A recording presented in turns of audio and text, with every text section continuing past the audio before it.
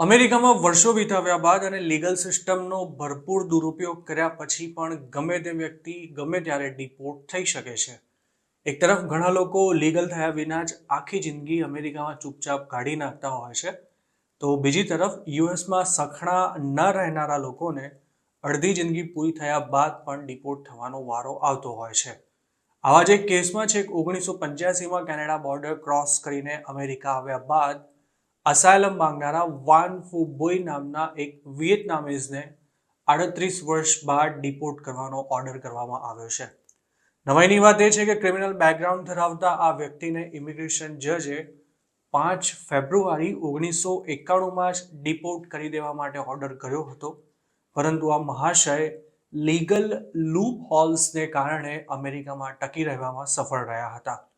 Van ફુ બોયને 1991માં જ ન્યુયોર્કમાં robbery કરવાના પ્રયાસના આરોપમાં arrest કરાયો હતો અને ત્યારે જ તેને ડિપોર્ટ કરી દેવાનો હતો, પરંતુ 1990માં અમેરિકાએ એક એવો કાયદો અમલમાં મૂક્યો હતો કે જેમાં નેચરલ ડિઝાસ્ટર અથવા તો યુદ્ધની સ્થિતિમાંથી પસાર થઈ રહેલા દેશના માઇગ્રન્ટ્સને ડિપોર્ટેશન સામે પ્રોટેક્શન આપવામાં આવ્યું હતું અને તેના કારણે જ વાન ફુ પણ ડિપોર્ટ થતા બચી ગયો હતો. જોકે એકવાર જેલની હવા ખાધા બાદ પણ આ માઇગ્રન્ટ સુધર્યો નહોતો અને તેણે 1994માં બંદૂકની અણીએ ન્યુયોર્કના બ્રોન્ક્સમાં ક્રિસમસ દરમિયાન એક છોકરીનો રેપ કરતા તેને કોર્ટે 20 વર્ષની જેલની સજા ફટકારી હતી અને 2015માં ફરી તેને ડિપોર્ટ કરી દેવા માટે આદેશ કરાયો હતો, પરંતુ તે વખતે પણ 2008માં અમેરિકાએ બનાવેલા એક નિયમનો વાન ફુને ફાયદો મળી ગયો હતો.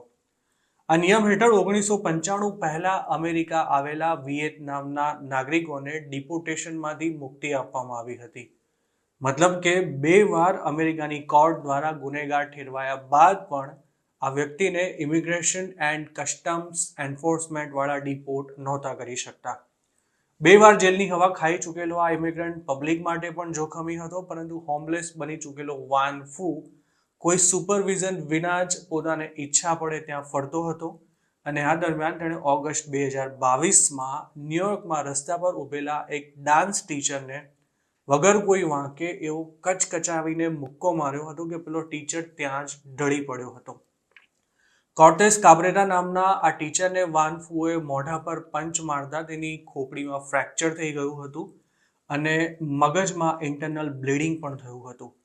કાર્દોસને તે વખતે 21 દિવસ સુધી હોસ્પિટલ રહેવું પડ્યું હતું અને ત્યારબાદ પણ તેની ટ્રીટમેન્ટ ચાલતી રહી હતી. આ કેસમાં વાન ફુની પોલીસે ધરપકડ કરી હતી અને તેના પર અટેમ્પ્ટ ટુ મર્ડરનો ચાર્જ લગાવ્યો હતો, જેને બ્રોન્ક્સ ડિસ્ટ્રિક્ટ એટર્નીએ ડાઉનગ્રેડ કરીને અસોલ્ટમાં કન્વર્ટ કર્યો હતો અને તેમાં વાન ફુને 3 વર્ષની જેલની સજા પણ થઈ હતી. જોકે ગંભીર ગુનામાં અગાઉ 2 વાર જેલમાં જઈ આવ્યા બાદ પણ ડિપોર્ટેશનથી બચી ગયેલો વાન ફુ હવે પોતાનું ડિપોર્ટેશન નહીં ટાળી શકે. અમેરિકન અખબાર ન્યુયોર્ક પોસ્ટના એક રિપોર્ટ પ્રમાણે આ માઇગ્રન્ટને હવે જેલમાંથી બહાર આવતા જ વિયેતનામ પાછો મોકલી દેવામાં આવશે.